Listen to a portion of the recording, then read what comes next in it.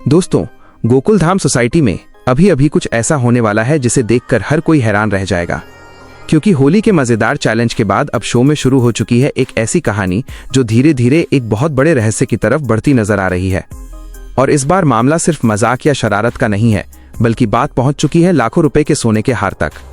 लेकिन सबसे बड़ा सवाल यह है कि क्या सच में ये हार असली है या फिर गोकुल धाम के किसी सदस्य के साथ होने वाला है एक बहुत बड़ा धोखा। तो दोस्तों, वीडियो को आखिर तक जरूर देखना, क्योंकि इस पूरी कहानी में ऐसा ट्विस्ट आने वाला है जिसे जानकर आप भी सोचने पर मजबूर हो जाएंगे कि आखिरकार भिड़े मास्टर ने इतनी बड़ी गलती कैसे कर दी। सबसे पहले अगर हम पिछली कहानी की बात करें तो आपने देखा होगा कि होली के मौके पर जेठालाल और बबीता जी के बीच एक मजेदार चैलेंज शुरू हुआ था।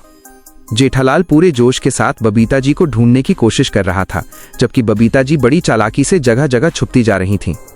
हालांकि आखिर में जेठालाल सिर्फ 1 मिनट की देरी से चैलेंज हार जरूर गया, लेकिन जिस तरह से उसने अंतिम समय में बबीता जी को ढूंढ निकाला था, उससे सभी लोग उसकी तारीफ करने लगे। यानी भले ही जीत बबीता जी की हुई हो, लेकिन दिल तो जेठालाल ने ही जीत लिया।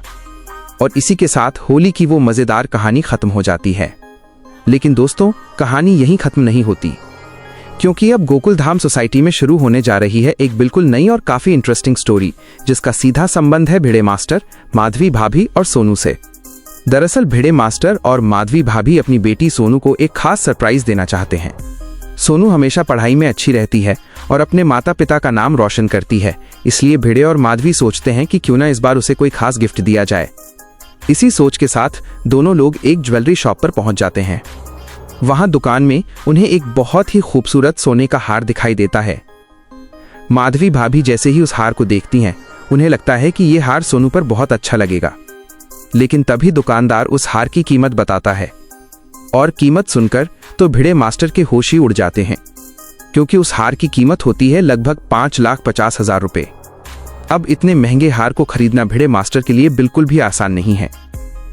इसलिए थोड़ी देर सोचने के बाद दोनों लोग वो हार लेने का विचार छोड़ देते हैं और दुकान से वापस जाने लगते हैं। लेकिन दोस्तों, असली कहानी तो यहीं से शुरू होती है, क्योंकि जैसे ही भिड़े और माधवी दुकान से बाहर निकलते हैं, तभी वहां एक अनजान पति पत्नी उनसे बात करना शुरू कर देते हैं। पहले तो वो लोग बड़ी ही मीठी मीठी बातें करते हैं और धीरे धीरे भिड़े और माधवी को अपनी बातों में उलझा लेते हैं। वो दोनों बताते हैं कि उनके पास भी बिल्कुल वैसा ही एक सोने का हार है, लेकिन उन्हें किसी जरूरी काम के लिए तुरंत पैसे चाहिए, इसलिए वो लोग वो हार बहुत कम कीमत में बेचने को तैयार हैं।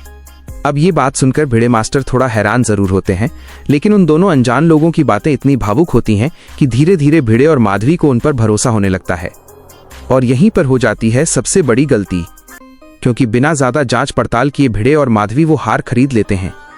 उस समय उन्हें लगता है कि उन्होंने बहुत बड़ा फायदा कर लिया है, लेकिन दोस्तों, आगे चलकर उन्हें पता चलता है कि मामला कुछ और ही है, क्योंकि जिस हार को वे असली सोना समझकर खरीदते हैं, असल में वो हार नकली निकलने वाला है।